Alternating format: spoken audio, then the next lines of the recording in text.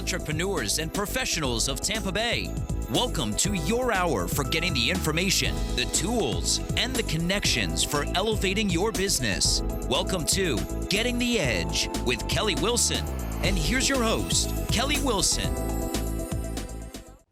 Welcome to Getting the Edge. I'm your host, Kelly Wilson. Thank you so much for being with us today. Happy to have you. I know there's a million other things you could be doing and watching, and we're extremely happy to have you joined in with us today. So again, thank you for being here.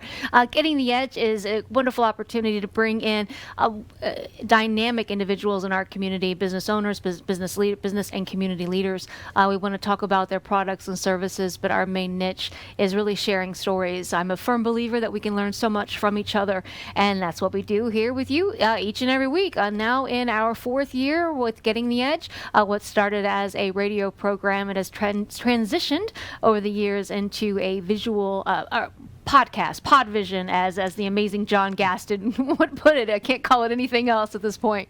But again, thank you for being with us. Check out edgebusinessmagazine.com. So excited about our upcoming launch of the new issue, which will be launching February 5th. We've got a really fun and anticipated launch celebration. Again, February 5th, that is 6 to 8 p.m.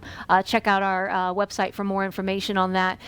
Wonderful nonprofit focused. It is our new year not-for-profit issue, and have amazing individuals included in this, and are really excited to tell their stories and to highlight these organizations and the dynamic individuals that lead them. So again, for more information on that, check it out on our website, and definitely subscribe. Never miss a copy again.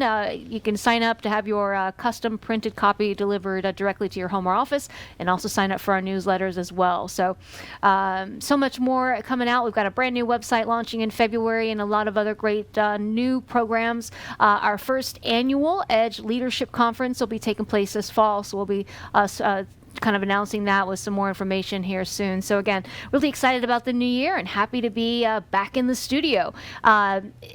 Really excited. Well, I'll just say thanks. We're at Flavor of Tampa Bay. If you're looking for an event venue, check out Flavor of Tampa Bay. Come in and definitely, if you're looking for different events and you need a spot, check them out at West Shore and Gandy in the South Tampa area.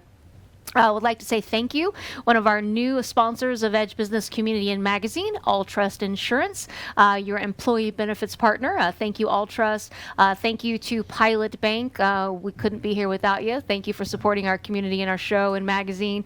And obviously, thank you so much to Tampa Bay Multimedia. And again, if you're looking for your own platform, if you want to have a platform to share your message, definitely reach out to Tampa Bay Multimedia and consider having your own show like Getting the Edge. So they'll take great care of you. So again, really excited to be here today. I've got a friend in the studio. Looking forward to finding out more about him and about the company. We're excited to kind of be partnering and be involved with some sponsorship stuff with them here this year. So I'd like to introduce Brian Kornfeld. Thank you so much, Brian, for being on this show. Thank you for having me. It's great to do something on the air with you again. It's been a couple of years. It has been. It has been. We were actually in the studio regularly.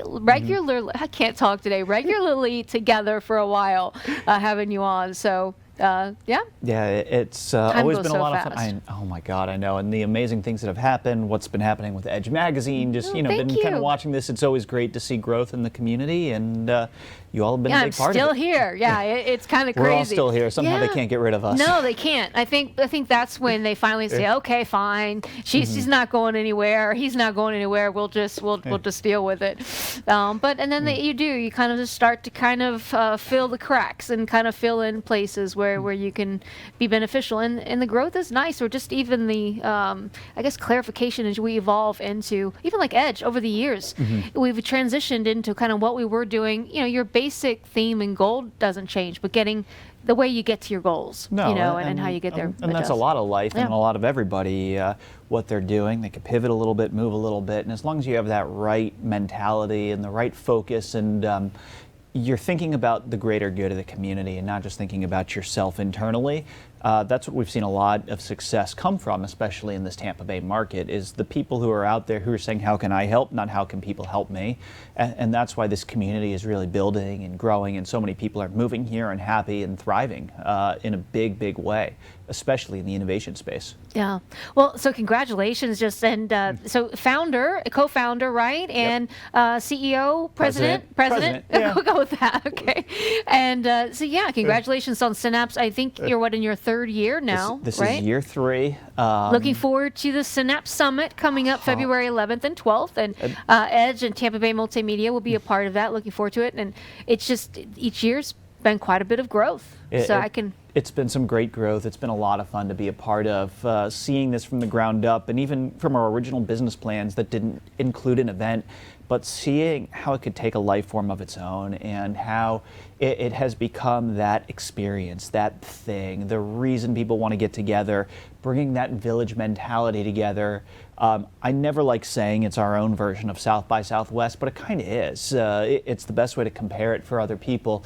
It's that reason for the entire community to really come together, have a great experience, celebrate innovation, tell the stories that don't get told on a day-to-day basis, connect with people who you might not normally see, because we don't have the collisions that happen day-to-day, like in the major markets and in a major downtown. So many people who come say they come for the networking, and that the best networking happens inside Alumni Arena instead of at the bars afterwards. But you can still have a good time at the bar afterwards. So we can't leave the bar time out. Right. That's always important. Absolutely, right. Actually, I think I remember, even as things were closing down last year, people saying, yeah, we're going to go across the street. We're going to, and you had a lot of people that didn't really know each other either prior to that, then kind of going and hanging out afterwards. We've had a great time the last couple of years being a part of it. And seeing the growth of the community, seeing the growth of the event, and even if the event is just one piece of it, but setting up a first year and saying we hoped to have 1,500 people come to Alumni Arena, and 3,500 people showed up. Seeing the second year where 5,500 people showed up, and now what we can do as the brand grows and as the business grows and as more people hear about it, and it's less of I didn't know that was happening, and it becomes a thing. It becomes a reason for people to come, a reason for people to get together, something to look forward to year over year. The sky's the limit with where this can go and where this can grow to, and it can become a whole citywide thing, a statewide thing, where a lot is happening all at one time, and we're really just building that community. It's exciting. So how many people are you expecting this year? We're saying 6,000 plus. Internally, our targets are a touch higher than that. But we're saying 6,000, and we're on pace to be well over 6,000 and probably into the 7,000s. Yeah. And so February 11th and 12th coming up. You've got some great speakers lined up for this. This is one of the big changes, and this has been thrilling for us, is for this year to bring on speakers that have that known name, that panache that just certain people have, versus past years where it's been some great companies, but it might be the CIO of a company, which is great that you've heard of, Fortune 500, but you don't know the person's name. Right. But this year to be headlined by somebody like Sarah Blakely, the founder and CEO of Spanx, local from the Tampa Bay market, born and raised in Clearwater, I'm not sure if she was born in Clearwater. I'd have to check that. But graduate of Clearwater High School at a minimum. So we'll take We're credit good there, right. And a graduate of FSU, moved up to Atlanta. She was selling copiers out of her trunk. Her story of entrepreneurship and perseverance, going door to door and finding and using her entire life savings to make something that she believed in and she dreamed in happen. It is an amazing story. We are so lucky to be able to have her here, and she will be very inspirational to everybody in the audience. And that's just the headliner. Jeff Hoffman from Priceline and Ubid, he is a mensch, as we like to say. He is really, he's such a good human being, and he's such a great innovator, the way he thinks about things and solving big picture problems, and now working with underprivileged communities and helping teach them how to be entrepreneurs so they can really build and grow on themselves and not be as reliant on others to get to success.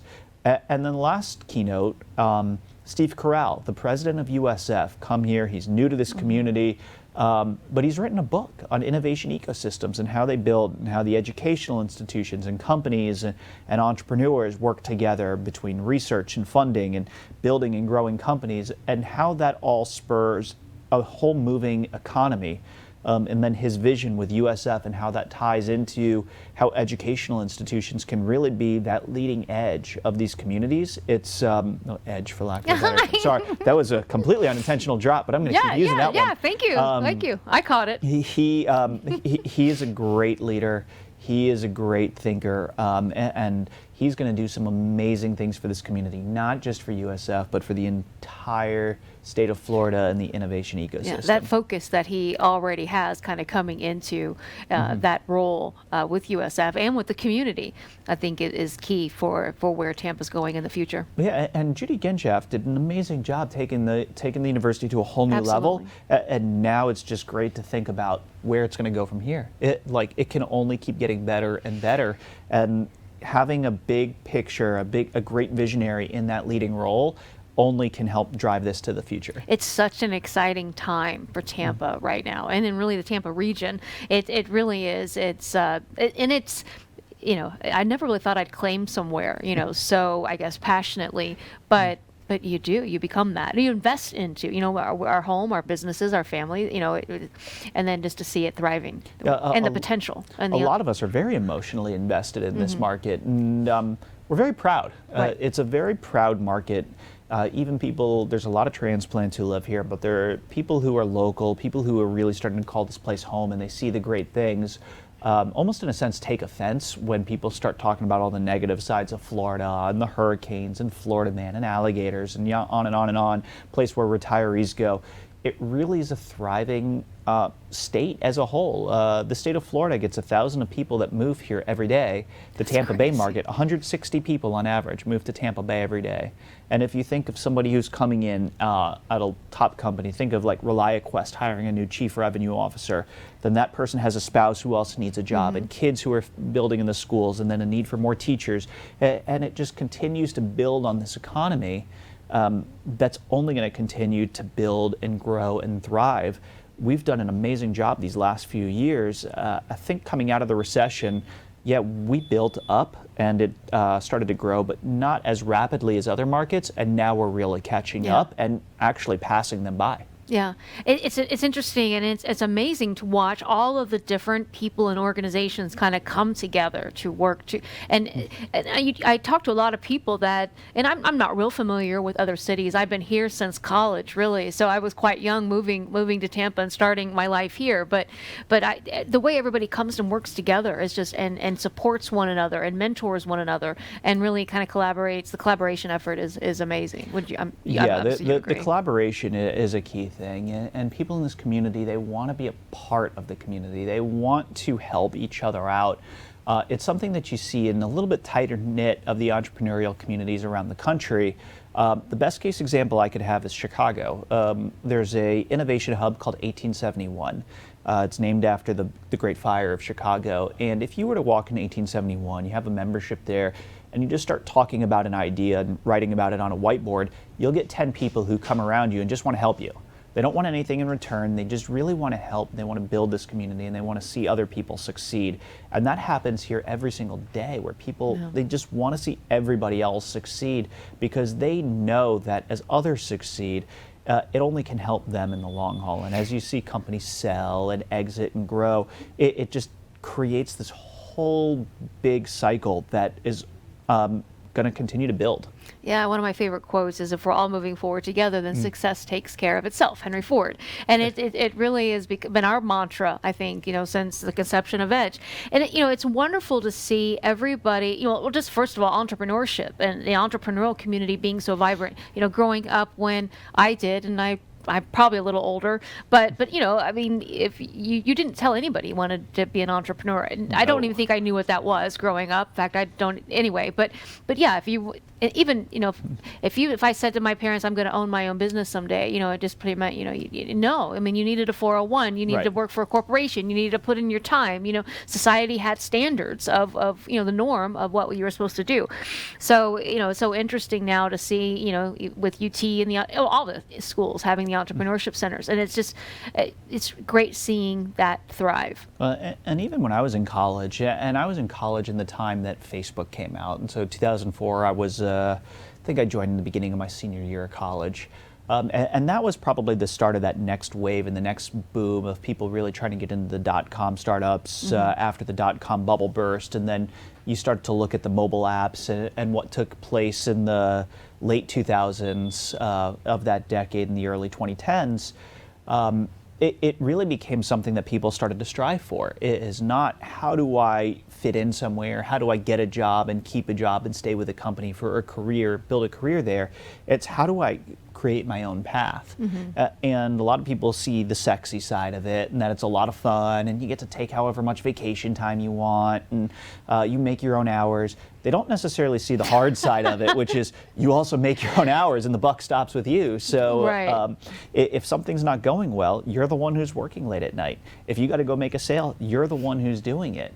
It's a lot. It's not as easy as it seems, but when you can work hard and you have that ownership and you are the one who really cares and you're passionate about it, it feels like your baby. Oh, yeah, it is one of your children, for sure. Oh, absolutely. Yeah, and there is something pleasurable about being naive, in a sense. You know, kind of not knowing what you don't know, and just going with it and following that passion, because you're going to need it, and you know, for sure. Have you ever heard of? And I probably should mention, I can't remember the book, but is it like a grit level? Have you heard? There's a book. Somebody was telling me recently, because we were talking about perseverance, and somebody said, you know, they were like, oh, well, you can, because you have a high grit level, because you know, some people will never stop. They just keep going and keep going and keep going, because you have to have that ability as an entrepreneur. You've got to keep going. But there's others that just really aren't, have the genetic makeup and can't. So there's a grit level, apparently, that they've now determined by if you will continue to persevere or not.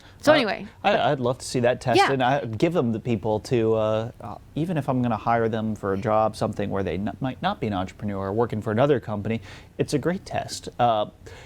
Yeah, I'll have to follow up with that at some point, because there is an author. I looked up the book. I've been doing now research on this because I think I will implement that into my system somehow. I want to find that one, and I'm going to look that up after we get grit. It's a woman that wrote the book, and it's measuring your grit level. And I'm like, that's very interesting, because knowing ahead of time what someone's grit level and what their level of perseverance would ultimately be. Is quite interesting. Well, in the entrepreneurship world, there's a lot of people who say celebrate failure. It's celebrate failure, celebrate failure. It's got to be this great thing. And you see a lot of people posting out on Facebook or LinkedIn about all these great failures. But it's not about celebrating failure. It's understanding what failure builds into opportunity and looking at failure more as a roadblock instead of something that's going to stop you in your track entirely. And how do you get over the roadblock or get around it or tunnel through it, get under it? Those are the entrepreneurs who end up being successful. It's the ones who see something in their way and they just don't care. Yeah. Overcoming the obstacles they and just challenges. See a problem, they're gonna solve it. And that's what really celebrating failure and overcoming failure means. Yeah, no problems, only solutions. Exactly. Actually, Roger German with the Florida Aquarium, I had the pleasure of spending some time with him as we were working on the next issue, and that was one of the takeaways was no problems, only solutions. A great mantra to have, by the way. But yeah, in that you have to be forever just plowing forward and overcoming. It's funny because I used to always say failure wasn't an option. It's not an option. It's not an option. You know, you keep going forward. As you get older, and I guess maybe a little wiser, I don't know, that's still up for debate, but you know, just I'm so fortunate to interview so many great people like yourself, you know, and so I learned from a lot. Failure is something that people are starting to openly talk about in different things, and we're learning from them. I still don't think failure is an option. It's overcoming challenges. You might, like I said, your path to getting somewhere may change, but ultimately where you're going does not, right? So, exactly. And as long as you can keep your eye on the prize and see that end goal and keep that in sight, that's the difference between who's successful and, for lack of a term, who's not going to be successful, who's going to be that failure because they're going to give up. Right, that's really where failure kicks in. Thomas Edison, right, the light bulb, I found 10,000 ways it won't work. So really his idea of what he was trying to do, he was still trying to do that, you know, create the electricity, but he found many ways it wouldn't work till he finally found ones that did. Exactly. So it's kind of the same concept. So where are you originally from? So I'm born and raised in Clearwater. Oh, okay, I didn't realize that. Yeah, I'm a native. I'm a actual Florida Tampa Bay native, one of the few. Yeah, one of the. Yeah. My parents moved down from New York when they were pregnant with me, or when my mom was pregnant with me, Thanks for clarifying that, Brian. Just to make sure we were not. I'm not some type of weird genetic miracle here. So I spent most of my life here in Florida. I went up to college up at the University of Michigan. I moved out to Los Angeles for a couple of years, and so I lived out west. Met my wife living out in Los Angeles, and I've been back here since 2009. So what were you trying to what were you doing in Los Angeles, or what pushed you out that way, or drew you? So what you were drawn to, however you say that. I've always been a little bit of a risk taker in a sense of where to go and things to do and things to try, and so figured why not try living on the complete opposite coast. It's something completely different in my life. You know, I'd lived on the East Coast, or Michigan being the Midwest, for my entire life, and had some great opportunities in LA, a great job, had a great apartment on the beach, living next door to I'll call it a C-list celebrity. You know, kind of the LA dream of what you can do, but literally knew about 2 people in the entire city and just went out there on a whim trying to have some fun.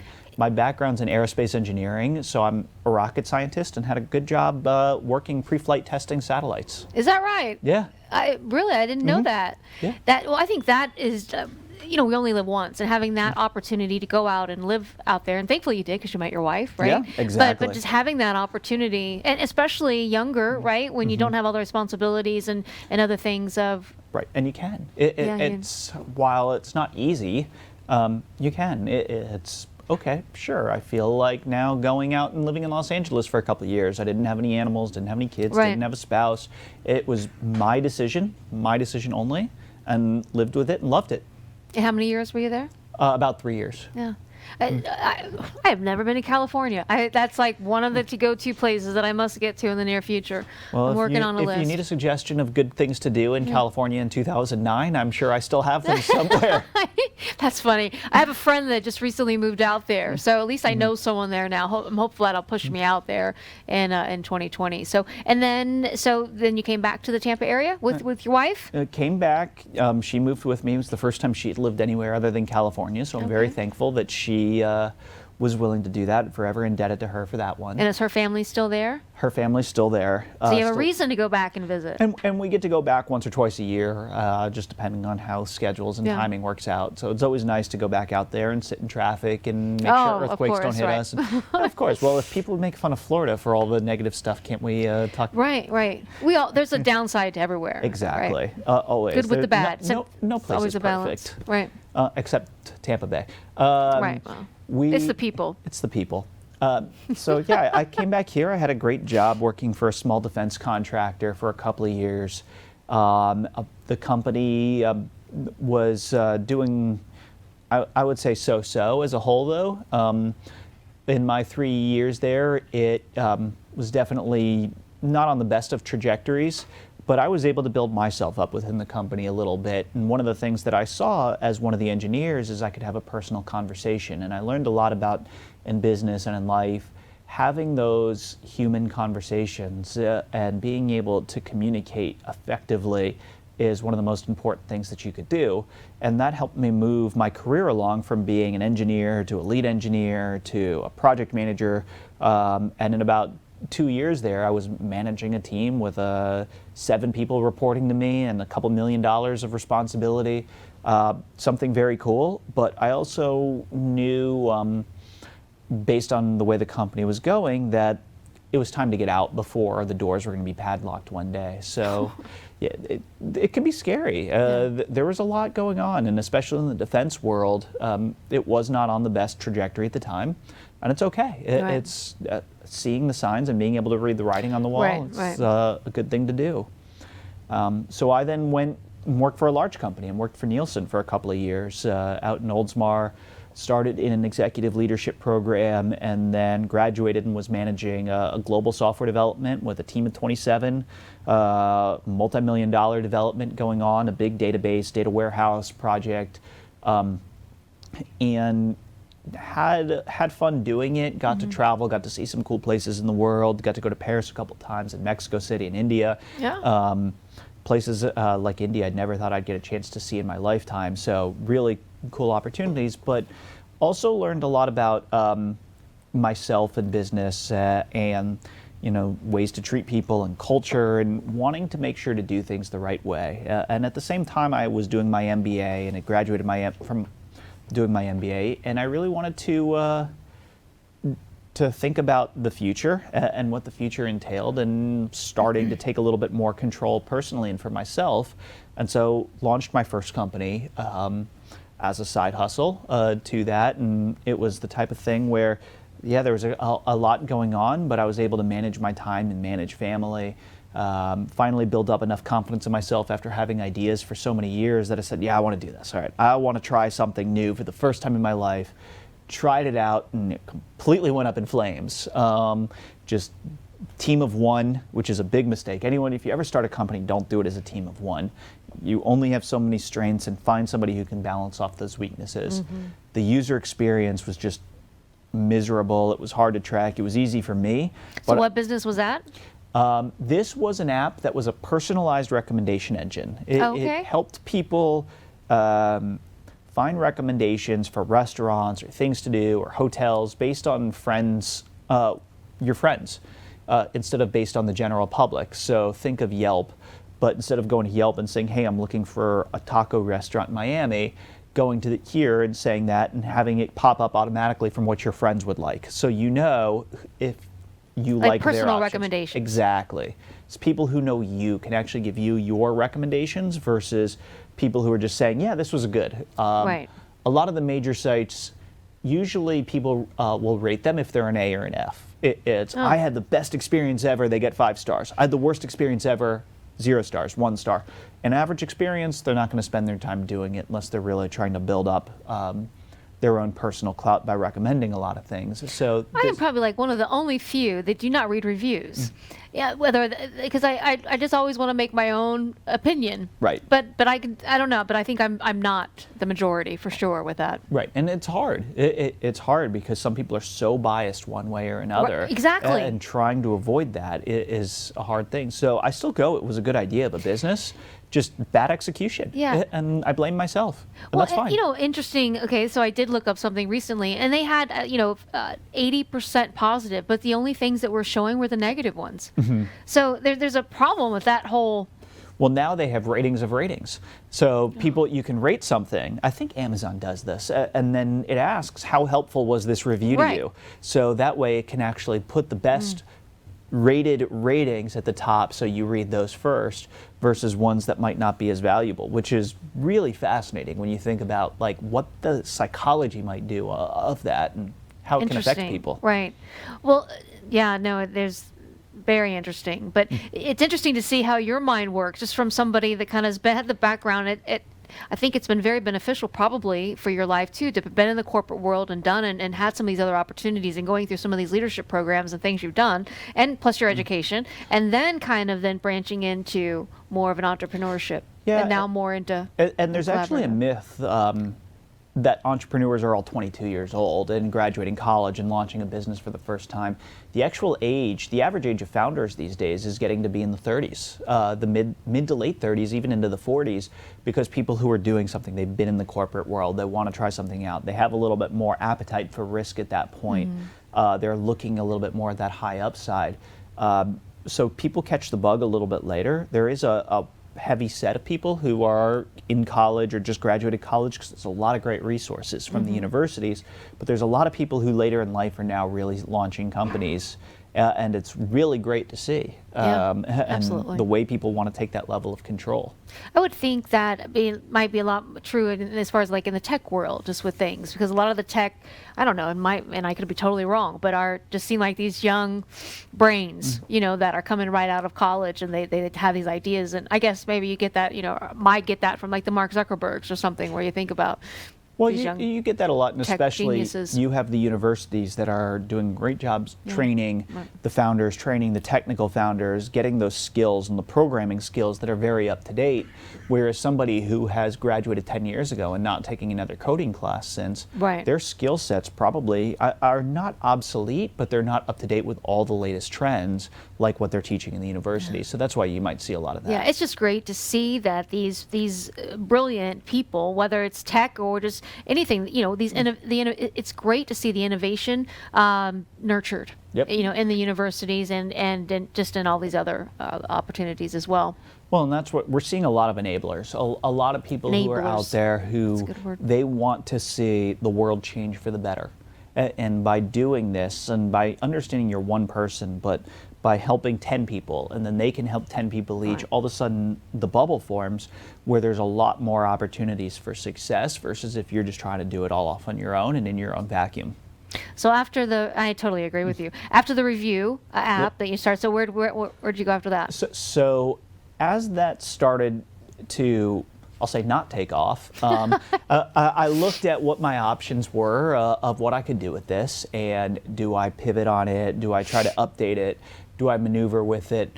And one thing that I noted when I was talking to people was there was a lot of people who kept asking me how much I paid to get it developed, and the cost was pennies on the dollar of what it cost to get an app developed at the time. And people started saying, oh, can you do that for me? Can you do that for me? And I realized that there was a software development company to be built there. So I pivoted it right into a software development company that was profitable from customer number one, where I was taking other people's ideas and concepts and building those out and helping them get to a 1.0 model, something that could be released, something that could go live, something that could help people build and grow and get their dreams out to the universe. And this is where Popcorn Apps was launched from. When we originally met, and when we met, when we were doing the radio show a couple of years ago. And we had a lot of fun doing this and building and growing and starting to understand the way that this startup world truly works, and not just how do you get an app into the store, because there seemed to be this myth of build an app, become a billionaire, build an app, become a billionaire. But how do you build a business? What do you do? How do you monetize? How do you start to get profit? How do you find the right marketing people and the right lawyer? And so I started to build up this, it was almost like this model of how do you really get a startup off the ground? How do you take an idea and at pennies on the dollar, get all the resources that you need to give yourself an opportunity for success? And what did you come up with? Well, how do you do it? Well, it was a whole playbook. It's gotcha. not just a one-step thing. If it was a one-step thing, we'd all be doing it. Yeah, we'd all be doing it. And it's hard. And that's one of the things that it takes a lot of coaching on, is for people to understand it's hard. This is not an easy life. It's not easy to get. No, it'd be much easier going to work for someone else and just working 9 to 5 or whatever hours you put in, and you clock out. Take a paycheck every other week, and you're done. And right. don't worry about it. No, for sure. I mean, I used to, when I was working corporate jobs, I'd be working. It wasn't quite 9 to 5. I would generally be working more than 40 hours a week, but at 5 o'clock in the afternoon, if I'm leaving the office, if I had a separate work cell phone, I'm putting it down and I'm not looking at it again until the next morning. Now it's hard for me to separate from my phone and to not check email and not any time of the day. It's a different lifestyle. Oh my goodness. That last decade, it just for us and just kind of with the projects I've done leading up to Edge now being in our 7th year, but it is, you learn as you go, and you get trials and tribulations. But I will say, I do not now, I'm learning. I say this, I really am not very good at it, but I try it after 10:30, 11 o'clock at night, and that's really late. I'm not checking emails anymore, because at that point, I am not going to go to sleep. Something's going to set me off, and then that's it. I'm going to be up all night long, and then, it's just, so, and that's really late. We should actually make that 8 o'clock, 6 o'clock. But I mean, that's difficult. But a lot of people do have that anxiety, and they have that attachment, and they feel like they need it. And it's people that get a habit, and you get used to who you can contact at all hours of the day or first thing in the morning. It's the first thing I do when I wake up in the morning is check my phone, check my email. It's probably the worst thing you could do is first thing. But it gets me started in a way that I know what's coming, and as I'm brushing my teeth and because it's us that's going to have to handle these things, right? Exactly. So whether it's late at night or it's early in the morning, we're going to have to handle it at some point. So just mentally prepare myself in a relaxed state of mind versus getting all ramped up before I even get going. You want to know what you have to face that day, right? What you're walking into. No, and I think, you guys, you've done a great job building a team, with Synapse, and you've done a great job kind of putting, what is some advice, or what can you share on that with some of the strategy behind bringing the team together? team is the most critical piece of the puzzle. So find a team that really fits your values and your company values.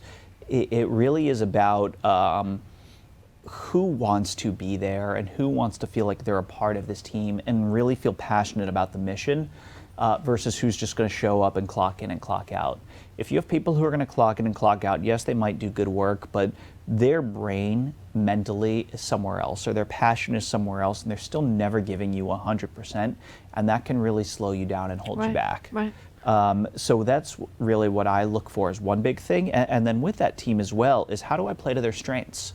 Some people say, all right, I have this role and I need to find someone to find this role. Other people will say, all right, I have this person. How do I fit this person so they're maximized to their strengths? It's a little bit of a give and take for both of trying to do that, but I love finding the right people and being able to put them in a position to succeed versus trying to say, all right, I have to fit these exact 5 job characteristics. Right, and that just doesn't work, and I think that takes experience and just kind of some knowledge to know. Now, you are a nonprofit organization, so and many people might not realize that Synapse is a nonprofit. So how are you funded? So if going back actually to where Synapse came from, because some of it came out of the Popcorn app story, and it actually came from 2 different stories. Myself and Popcorn apps, and then I started to do some research on the side of that because it wasn't taking off and profitable. It was profitable, but not full support of family. So I started doing some research, did a SWOT analysis, and I noticed the Tampa Bay market wasn't overly conducive to entrepreneurial ecosystem at the time. Right around then, I actually had a chance meeting with Jeff Vinnick, and he started talking about this idea of an innovation hub, which has now become Embark Collective. I asked if I could help him out and find a way to help. He gave me a card, which I'm still so thankful for to this day, that when I emailed him, he wrote back and said, let's have a meeting. I honestly thought I was going to get passed to someone else, never hear again. But here I am now sitting down and preparing for a meeting with Jeff Vinnick, and that's when I really dug in and did all the research that I did on how can we improve this market. The same time in parallel, and I didn't know this, Mark Blumenthal, who has become my partner, was doing the exact same research from this investor perspective of Florida funders and wondering why it was so inefficient and why investing was so inefficient in this market. And then also Andy Hafer, third co-founder, was wondering how do we make this a community and really build a community together. So the 3 of us all then met, we came together. Mark and I met over a beer at a 4th of July party. Andy and Mark knew each other, brought each other together, started talking with people like Ned Pope and Hondo Gertz and Rebecca White. There's about 10 different people, if not more, who were really contributing in the early stages of this project that we had codenamed the Cuban Sandwich Project. And started talking about how do we make this community thrive? How do we bring people together? How do we connect people? How do we organize it? How do we get the right arm and the left arm talking to each other? And Mark and Andy actually then stepped forward, and they were the first ones who said, we will fund this. We will get this off the ground because we truly believe in this community, and we believe that if we take that first step that we will get supported. And I'm forever indebted to them as well for doing this and for giving me the opportunity to run it and lead this organization, and even just to be a part of this community in this level. So Mark and Andy funded the initial part, and from there we've gotten some great support from the rest of the community, some great support that help us put on things like our summit and the event, and that really helps get everybody together, and people want to be a part. People find that need, that they see that future vision, and that is how they can contribute, and that's how they can really help to bring this community together. And so the main focuses of Synapse is from I know obviously innovation, but from a tech perspective, or what is one of the main? Well, we use the term innovation. In our tagline is innovation lives here, and innovation can be a number of different things. It can be innovation in tech, it can be innovation in the culinary space or in the arts and drama. We work with a ton of different organizations around the state that are truly innovative organizations, and companies who don't see themselves as an innovation organization, they're going to get left behind at some point or another. Think about how to innovate. Think about how to stay one step ahead. So we really do stress innovation as a whole. We see a couple of key leading elements across the state of Florida that are the most innovative industries: defense and cybersecurity. Healthcare seems to be a big one. gaming is really stepping up in simulation in a very big way. The urban tech has been a big thing, and culinary innovation has been huge. It's a big part of our history in the state. If you think of anything from Outback to a lot of the chain restaurants, I mean, even as controversial as it is, I'll make an argument with anybody that Hooters was a very innovative restaurant. When it first came out, it was the first of its kind to do something in that way. Not saying that it, best idea ever that anybody's ever thought of, but it was absolutely innovative in a way that they were serving and creating a different environment. An atmosphere, right, that it was unlike what anybody else was doing. Exactly, and it changed the game, and it paved the way for other similar style restaurants. So what are your plans for the future with Synapse? Like what's in the works for what's to come? So where we've come from a small, scrappy, nonprofit organization that wasn't quite sure what we were doing, and launching a web platform and building this and getting into our first event and our first summit in 2018 and doing these innovation challenges. And now, a couple years later, we're starting to become more that teenager of a business and starting to really find out who we're going to be. So we know we have the event, and we started to do some statewide expansion. We had our first event in Orlando in October.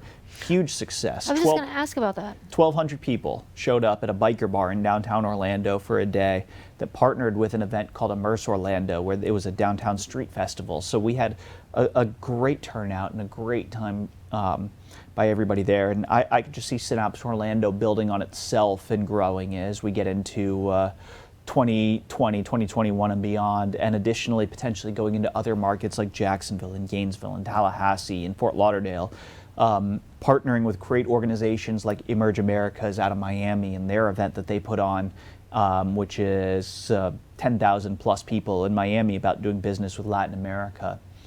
I see a big push in the future with more innovation challenges and Synapse challenges where the companies come and they pose a problem and they crowdsource a solution for prize money. I see our web platform, Synapse Connect, really building and growing, because that is going to be the key. That's going to be the center of this digital community, that 24/7, 365, people can really find what they need and share what they have and connect in a very meaningful and curated way. A lot of people love to use the term break down the silos. I actually love to say set up the right silos. People, when they want to connect with someone, if they're looking for a resource, it's not about finding every single resource that's out there and picking one. It's about finding the right few and really narrowing down. And studies show the less options you have, the more likely you are for success when it comes to connecting. So that's what we try to do with Synapse Connect, is really build those right curated connections for everybody. And I see that taking off in a big way in the next few years. And you have like investor connections right within the organization. So you're able to connect, I think, some of these younger businesses directly to, and that's kind of... Well, and it's not just investors, because an investor is one resource that somebody might need as they're growing a business, but it might be a lawyer, it might be an accountant, it might be a software developer, it might be a university and an internship pipeline. There's a number of different resources that founders need to be successful, all the way from the day they have this business idea to the day that they want to sell their business. And the whole life cycle of a business. Having people in there who can help know how to set up processes and scale a business. That's a hard thing to do when you start to get in that $5 to $25 million revenue range, and all of a sudden you have to become a real business. You can't just work on a startup mentality and be fully scrappy. You have to be able to set things up to scale. How do you do that? All of this is vital to the success of a business. Absolutely. Well, and it's something that as the years progress, you're right, you have to adjust and then be able to pivot whenever necessary, and having all of those resources. I mean, kind of similar to concept to what we tried to do with Edge over the years, and just the connections and providing what people need. What is your definition of success today? One of my favorite questions to ask. Ooh, that's a really good question. For myself, for Synapse, personally. I mean, coming from a personal level, but I know business always plays into that as well. Business plays into that. Personally, for me, being passionate about what I do, liking what I do, I was actually just talking with a team member about this earlier today, but there's a study that I read a couple of years ago called The Other 8 Hours. And the theory behind the other 8 hours is you're supposed to sleep for 8 hours a day. You're supposed to work for 8 hours a day. And then the other 8 hours is what defines your life, because that's what you do when you're not sleeping and working. So some people use it to eat long meals, travel and commute, go to the gym, spend time with your family, watch TV, whatever, read, whatever it might be. Is that for normal people that work 8 hours? Well, and some people work more than 8 hours. Right. Go ahead. That defines your life as well. I don't believe in that, though, because that 8 hours of work already that you have allotted, that helps define your life. Right. If you can have that correctly, and if you can do something that you love to do and that you really want to be a part of, I know people, it's so cliche that people say that it's not work, but it really isn't. Right. I've never had more fun than in these last few years. I've never been more stressed, but I've never worked harder, but I've never had more fun. And that to me, building the business and seeing more team and seeing more people enabled, watching opportunities for innovation and watching the Tampa Bay market in the state of Florida really grow, seeing ConnectWise sell for over $1 billion, and Tech Data is soon to be selling for $6 billion. Know before getting $1 billion valuation. ReliaQuest is on its path. Align is on its path.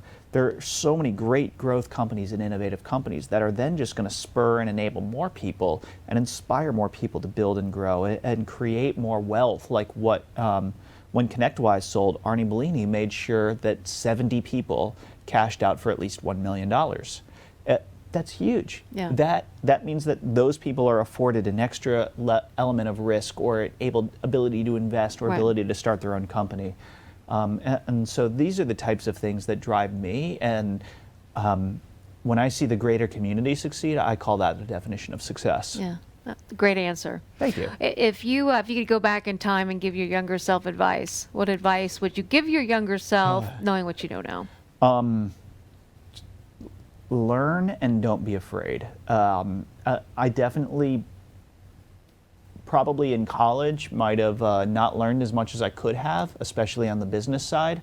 I think I was very smart. I took a class as an engineering major called Accounting for Non-Business Majors, which when I went to go do my MBA at USF, I actually kind of knew what a balance sheet was, which put me one step ahead of a lot of people. Right. But getting that education, trying things out, not being afraid of failing, not being afraid of what could go wrong, and instead thinking about what could go right. Because a lot of times if you try something and it doesn't go well, you end up in the status quo as if you didn't try. So why not try then? Because it's a kind of a high reward, no risk, high reward situation. And seeing those situations, I had so many different ideas and business concepts that passed through my head, starting, call it 2005 to 2013 when I launched my first company. And that was 8 years of opportunity that I could have tried something else and done something else, and who knows what could have happened, but I never took that first step. So taking that first step is so meaningful, and making that first attempt is so meaningful. I would have told myself to not chicken out, not be afraid of it. Well, I think we talk a lot about everything that's really worth having, and it is on the other side of what terrifies us. And I think that is key, crucial to everything that we're doing. You know, if we persevere through that, you know, there's no telling what can happen. But you stay inside your comfort zone and get it. The world lives outside your comfort zone. Absolutely. And if you are working with people who are not pushing you outside your comfort zone, you're probably getting a little stagnant and complacent. Definitely work with people who can push you. And Mark Blumenthal and I will give each other a hard time all day, every day, but we push each other in the best of ways and really help each other get to a whole other level that I don't think either of us really knew existed. Yeah, and that's great that you have each other to do that, because that it does push you even probably further, quicker maybe than you would if you didn't have that someone pushing you, which is one of the reasons why getting involved in different communities, whether it's Edge or Synapse or peer groups or leadership groups or wherever you may be, you know, surround yourself with those people that are going to push you and challenge you. And you know, there's something we always say to our kids, you know, as they're growing up, you know, you are the people that you hang around with, you know, anyway, you start to become them. So surround yourself with great people. Surround yourself with great people. Surround yourself with people smarter than yourself, people that balance your weaknesses. Don't just do business with your best friend because you two are, you know, you're going to get along, because things aren't always going to go great. but be around people who you like having a good time with, and who, if you get into an argument with, you can still get on one page at the end of the day, that you like to maybe have a beverage with, an adult beverage, as long as you're 21. College students, don't listen. Right, thank you for clarifying that. But people who are absolutely not like you 100%. Yeah. So for me personally, I'm really good with operations and seeing things big picture and project management, making sure everybody's talking to each other. I'm terrible at marketing. I'm the first person to come out and say I'm probably the worst person when it comes to marketing. To me, every design looks good. All the text looks good as long as it's well-written English. As long as we're still marketing only to the English-speaking world. Right. You start throwing in foreign languages, it's even worse off. So I know I need somebody with me who's really good at marketing and who really knows what they're doing, and they can tell me, yes, this is good, or no, it's not, and why. Yeah, that's a good idia. Good advice. Do you have a favorite book? I have multiple favorite books. Yeah, I was just going to say this. The Lean Startup is a great one.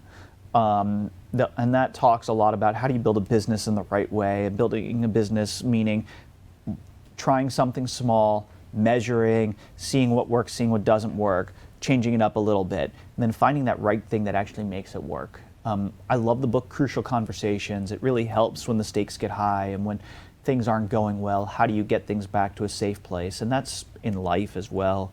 The Steve Jobs biography is one that I love, and he is a great innovator. He wasn't the best person. Yeah, I've actually read that as well. Yeah, you can learn a ton from him, though, and what he did and what he was able to create.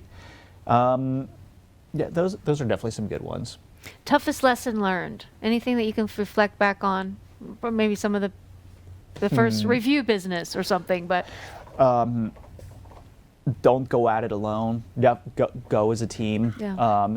If you want to go fast, go alone. If you want to go far, go as a team. It's an old cliche, but it's a great cliche.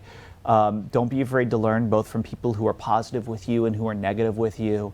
Don't be afraid to push people. Don't be afraid. One of the questions I always ask you is best advice you've ever been given. Is that kind of some of the things that you were just, Yeah.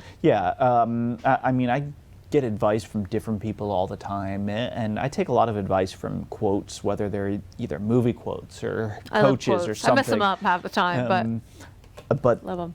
Also, don't worry so much about the credit. And that's one of my favorite ones. It's amazing what you can accomplish if you don't care who gets the credit. So many people, they're so concerned about, is their name the one in the lights? Is their name the one that's taking things? And I've seen it in larger companies where a lot of people will stand up on a chair and say, hey, look at me, look what I did, and they're actually taking credit for other people's work. Right.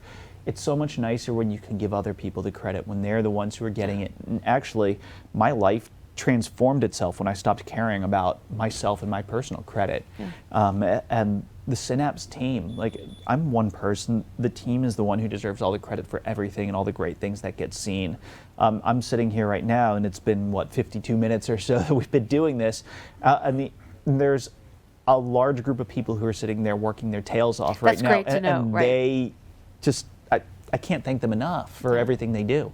Yeah, that because there's movement constantly, even when you're doing something else. That's one of the great things to be as far as where you are, as far as the growth of the business. So, congratulations again, just with all the success of Synapse thus far. So let's just recap on the summit coming up. So it's February 11th and 12th, Alumni Arena. Different levels of tickets available. Tell us a little bit about that and what you're still February 11th and 12th, Alumni Arena. The experience is an unparalleled experience. It's such a great time for everybody, and some people kind of have to see it to understand it, but just think about walking in and seeing 300 amazing exhibitors from all around the state and some of the coolest innovative tech. It can be hands-on and immersive, and down on the ice level, some of the biggest companies, ReliaQuest, PwC, Tampa General Hospital, AWS, all there, Florida Blue, ConnectWise, showing off the coolest stuff that they have in a way that you could touch, see, feel. We call it a very immersive experience, a stage that has our keynotes and then 8 other stages around the arena, including a theater in the round, right at center ice, like as if you could draw that center ice circle and drop a stage right on top of it, where you get unparalleled access to people like Arnie Bellini and Jeff Vinnick and Nick Friedman and Omar Solomon from College Hunks Hauling Junk and all the things that they're doing. They have an amazing story. they're a great entrepreneurial story themselves. The tickets are on sale now at synapsesummit.com. General admission ticket is $2.99. A VIP ticket is $4.99. Student, military, first responder, their tickets are $49. But actually, student tickets, we've had some great companies step up like Jabil and ConnectWise and ReliaQuest and PwC and Seacoast Bank, that they are looking for talent so much, they want talent to come, that they've provided student scholarships. So students can come absolutely for free. Apply online through synapsesummit.com. We're still looking for volunteers. And again, this is just not an event to be missed. It's not an experience to be missed. It's a great opportunity to get everybody under one roof and to really build this community out for the future and be a part of something very special. Well, it only comes once a year. And it only comes once a year. And it'd be great to hit both days, but I know there are some time constraints too. So if not, is there one day to pick? When is the keynote with Jeff and Steve are the first day on February 11th, and Sarah is February 12th. So if you want to see one of the keynotes in particular, come check it out. There is single-day pricing available, but I highly recommend come for both days. We almost need 2 days to make it through and visit all the businesses and all the different people that are there. And that's a lot of feedback that we get is, I wish there was more time because there's so much for me to see. I didn't get to see everything and there's too much going on. I take that as a compliment, and I apologize to people who don't like that, but we would always rather have too much going on and leave wanting more than having to be bored and want to leave. Absolutely. Well, we have all of the website information. Definitely check out and get your ticket, and we'll be there. We'll be shooting Getting the Edge and doing some interviews, and we're looking forward to it as well. Again, it's once a year. That's one of the best reasons to go, so you can go see Kelly and do some Getting the Edge with her. Well, I appreciate that. No, we're looking forward to being there. We look forward to doing some different interviews and really getting some of the feedback. And we, again, our thing is promoting and sharing stories. We really look forward to sharing some of the information from it. So thank you so much, Brian. Thank you for being here. Thank you for having me. This was great. Yeah, it was fun. It's fun. Thank you so much for being with us. And definitely check out edgebusinessmagazine.com in the meantime. But until next time, we'll see you again. Never stop dreaming.